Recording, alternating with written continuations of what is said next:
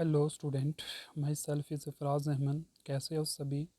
आज हम class 12 physics की बात करेंगे जिसमें हमने कूलम्स लॉ डिस्कस करना है। तो आज का हमारा जो टॉपिक है वह है coulomb law in scalar form.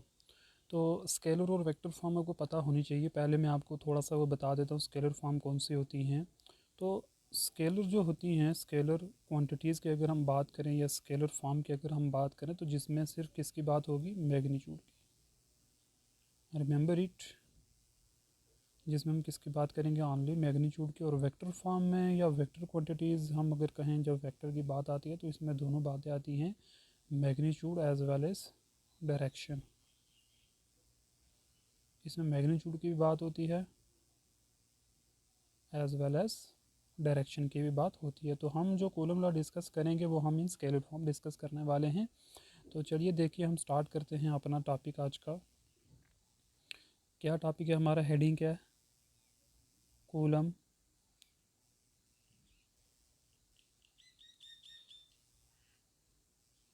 हमारा टॉपिक है आज का कूलम्स लॉ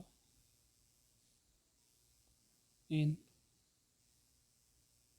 स्केलर फॉर्म। तो चलिए स्टार्ट करते हैं आज का टॉपिक, हम coulomb law in scalar form. तो पहले मैं आपको बता दूं ये कूलम लॉ है क्या। जैसा आपने क्लास 11th के अंदर पढ़ा था ग्रेविटेशनल लॉ, वही है कूलम लॉ इन इलेक्ट्रोस्टैटिक। वहाँ पर जो लॉ था उसको हम बोलते हैं ग्रेविटेशन लॉ इन मैकेनिक्स। तो यहाँ पर है, यहाँ पर भी हम कह सकते हैं कि ये ग्रेविटेशन लॉ भी हम बोल सकते हैं, या ये कूलम लॉ इन इलेक्ट्रोस्टैटिक है। ये बात आपने याद रखनी है। तो ये जो कूलम लॉ है, ये कूलम लॉ हमें क्या बताता है, सबसे पहले हम ये देख लेते हैं कि कूलम लॉ हमें बताता क्या है। तो कूलम लॉ क्या चीज़ है, ये हमें ना हेल्प किस में करता है। कूलम लॉ जो है ना स्टूडेंट्स, इट हेल्प किस में हमें मदद करेगा, ये it helps us to find the force, to find the force between multiple charges. Between charges की अगर हम बात करें या बिटवीन चार्ज बॉडीज़ की अगर हम बात करें तो उसके बीच में जो फोर्स कैलकुलेट करने का जो फार्मूला है वो है कूलम लॉ। ये अगस्टस डी कूलम ने हमें ये लॉ दिया था। अब चलिए हम इसकी स्टेटमेंट की बात करते हैं कि इसकी स्टेटमेंट क्या कहती है। तो पहले मैं आपको फिगर से समझाऊंगा कूलम लॉ के बारे में, तो फिर मैं इसकी डेफिनेशन आपको लिखाता हूँ। देखो कूलम लॉ क्या कहता है, अगर आपके पास कोई भी दो चार्जेस हों, मान लो एक चार्ज आपके पास ए है, दूसरा चार्ज आपके पास बी है, ये कुछ दूरी है इन दोनों के बीच में, मान लो आर। तो ये दोनों चार्जेस हैं, मान लो ये भी प्लस क्यू चार्ज है, ये भी प्लस क्यू चार्ज है हमारे पास। अब स्टूडेंट ये जो चार्जेस हैं, इन चार्जेस के बीच में फोर्स ऑफ इंटरेक्शन कितनी होगी। एक बात मैं आपको बता दूं, ग्रेविटेशनल फोर्स के केस में सिर्फ अट्रैक्शन होती है, क्योंकि ग्रेविटी का काम सिर्फ अट्रैक्ट करना होता है। लेकिन अगर हम चार्जेस की बात करें तो चार्जेस में हमारे पास रिपल्शन भी होती है और अट्रैक्शन भी होती है। तो इसलिए हम जो वर्ड यूज़ करेंगे वो याद यूज़ क्या करेंगे, फोर्स ऑफ इंटरेक्शन। तो जो फोर्स ऑफ इंटरेक्शन होगी बिटवीन टू पॉइंट चार्जेस के बीच में, तो फोर्स कितनी होगी। तो कूलम लॉ क्या कहता है, फोर्स जो है वो डायरेक्टली डिपेंड किस पर करेगी, मैग्नीट्यूड ऑफ द चार्जेस पर, यानी Q1 इंटू Q2 पर डायरेक्टली डिपेंड करेगी। जिन्हें क्या मतलब हुआ डायरेक्टली डिपेंडेंस का, जितना ज़्यादा चार्ज होगा उतनी ज़्यादा फोर्स होगी। और दूसरी बात ये कहता है कि इन्वर्सली प्रोपोर्शनल होती है किस चीज़ के ऊपर, जो उन दोनों के बीच का डिस्टेंस होता है उसके स्क्वायर के ऊपर। ये कहता है coulomb law, force of interaction इतनी होगी हमारे पास। तो अब चलिए मैं इसकी आपको स्टेटमेंट बताता हूँ कि क्या स्टेटमेंट बनी फिर कूलम लॉ की।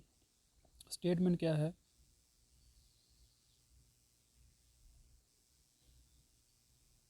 स्टेटमेंट तो क्या कहता है, according to coulomb law. Statement आप खुद भी लिख सकते हो,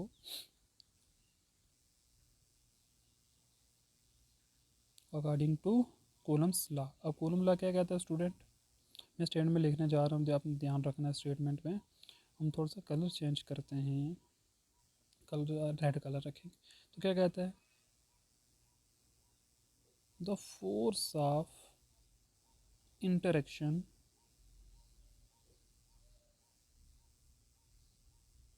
क्या हो गया, the force of interaction between any two charge body या पॉइंट चार्जेस की हम बात करें, between any two point charge, between any two point charge. Colour हम कौन सा कलर रखें हैं, this will try, okay, this will good. तो अगर हम बात करें तो बिटवीन 2 पॉइंट चार्ज क्या होगी, इस डायरेक्टली क्या होगी, डायरेक्टली प्रोपोर्शनल, यानी डायरेक्ट डिपेंड करेगी, directly proportional to the student किस पर होगी, to the product of charges, to the product of charges, to the product of क्या है, किसका प्रोडक्ट है, to the product of charge. और इन्वर्सली किस पर डिपेंड करती है, ये कुल मिला के स्टेटमेंट है। And inversely proportional to the, या इन्वर्सली डिपेंड भी आप कह सकते हो, inversely proportional to the square of distance between them, square of distance between them. Okay, तो ये स्टेटमेंट मैं रिपीट कर रहा हूँ, the force of interaction between any 2 point charges is directly proportional to the force of interaction between any 2 point charges directly proportional to the product of charges and inversely proportional to the square of distance between them. चलिए student start करते हैं, इसकी mathematical treatment क्या होगी, इसकी mathematical treatment हम start करते हैं। It's look better. तो हम सपोज करते हैं हमारे पास 2 पॉइंट चार्जेस हैं, कितने हैं, हम सपोज ये लेट कर लेते हैं हम कितने चार्जेस हैं, सपोज हमारे पास कितने चार्ज है, 2, सपोज 2 पॉइंट चार्ज, हमारे पास 2 पॉइंट चार्ज हैं, क्या क्या हैं, Q1 एंड Q2 और सेपरेटेड, और कितने दूर है एक दूसरे से,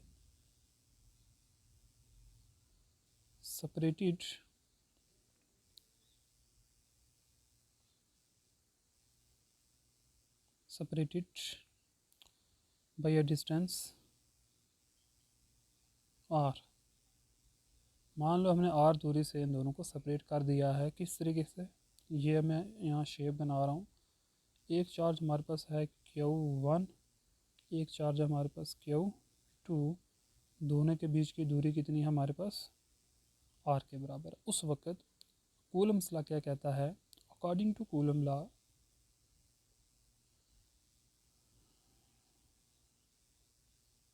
कूलम्स लॉ क्या कहता है, कूलम लॉ, फोर्स जो होगी F वो डायरेक्टली प्रोपोर्शनल होगी Q1 इंटू Q2, मान लो ये क्वेश्चन नंबर फर्स्ट है, और इन्वर्सली प्रोपोर्शनल किसके होगी, डिस्टेंस के स्क्वायर के ऊपर, मान लो ये क्वेश्चन नंबर क्या है, सेकंड है।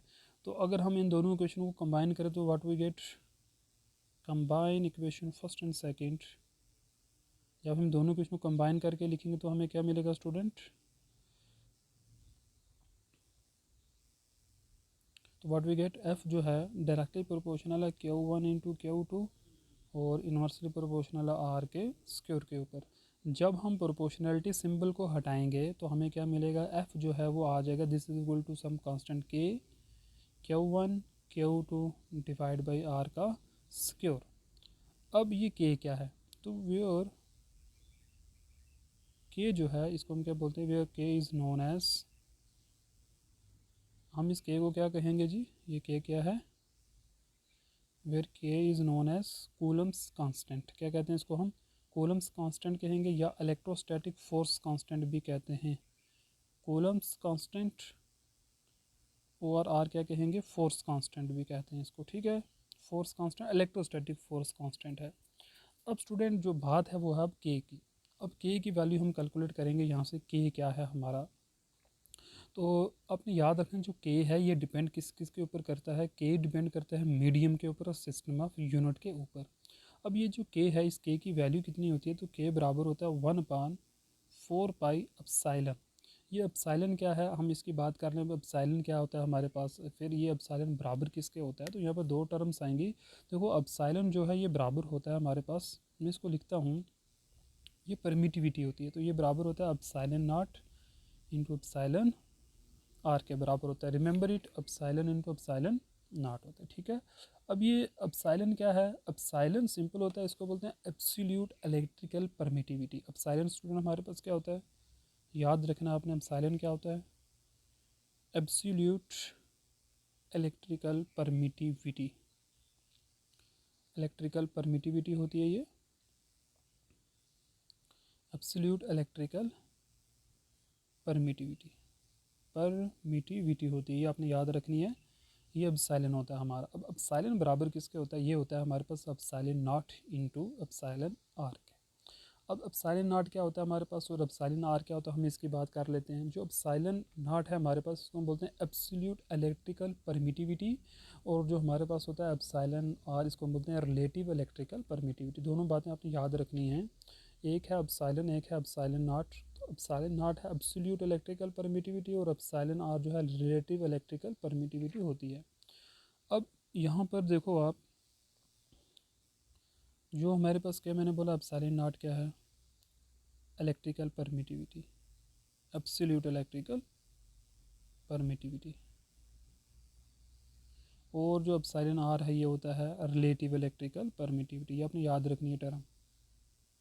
अब अगर स्टूडेंट हम ये बात करें कि जो हमारे चार्जेस हैं, अगर वो चार्जेस हमारे किस तरीके से हैं, अगर उन चार्जेस को जो सेपरेट किया गया, अगर उनके बीच में वैक्यूम है, क्या है, when the charges reside in free space or vacuum, तो उस वक्त हम जो देखो जो चार्जेस हैं वो अपने याद रखने। अगर चार्जेस के बीच में वैक्यूम है, यानी एयर की अगर हम बात करें, तो relative electrical permittivity for air हमारे पास 1 के बराबर होती है, याद रखना, फॉर एयर। तो उस वक्त हमारा एप्सिलॉन किसके बराबर हो जाएगा? एप्सिलॉन नॉट के बराबर हो जाएगा। तो हमारा के कितना बनेगा फिर?